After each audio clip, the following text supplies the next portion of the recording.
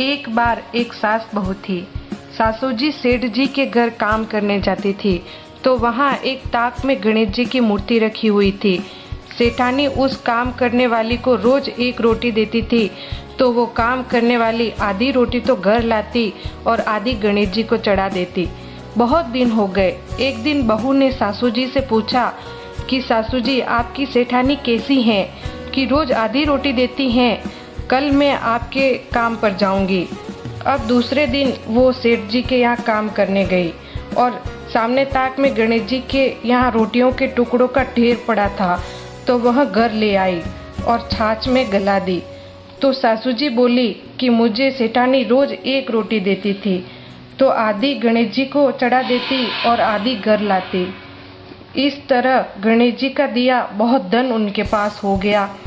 तो अगले दिन वो काम पर नहीं गई तो सेठानी ने बुलावा भेजा। तब वो बोली, मैंने बहुत दिन काम किया, अब नहीं करूँगी। तब उस सेठानी को गुस्सा आया और गणेश जी की मूर्ति कुएं में फेंक दी और कहने लगी, रोज सेवा पूजा करती मैं और काम वाली को टूटिया।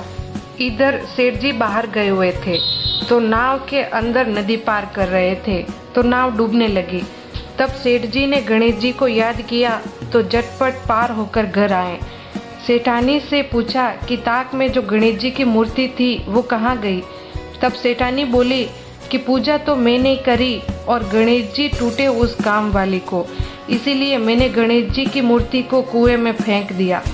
तब सेठ जी ने सेठानी जी से कहा, अपने पास तो बहुत सारा धन है, उस काम वाली को टूटे तो क्या हो गया? अब सेठ जी ने कुएं में से गणेश जी की मूर्ति निकलवाई और उनकी स्थापना करवाई। दोनों सेठ सेठानी अच्छे से रहने लगे। हे गणेश जी महाराज, जैसे उस काम वाली को टूटे वैसे सबको देना। बोलिए गणेश जी महाराज की